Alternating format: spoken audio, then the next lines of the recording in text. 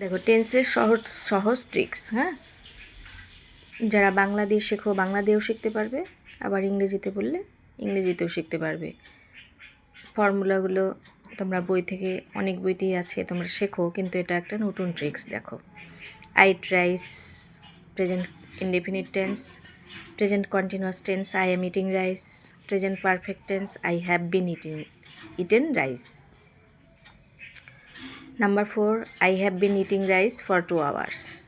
এখানে দেখো, এই বাংলাগুলো যদি তোমরা শেখো তাহলে তোমাদের দেখবে, এই যে আমি ভাত খাই, আমি ভাত খাইতেছি, তারপরে আমি ভাত খাইয়াছি, আমি 2 ঘন্টা যাবৎ ভাত খাইতেছি।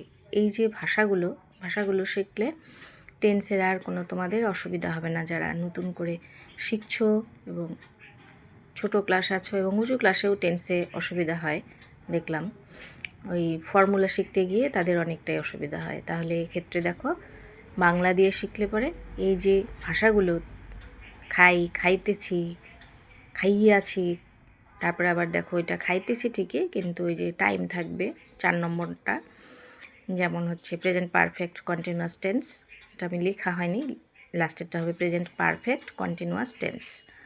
তাহলে সেক্ষেত্রে তোমাদের কোনো অসুবিধা হবে না। এভাবে শেখো, দেখবে সুবিধা হবে।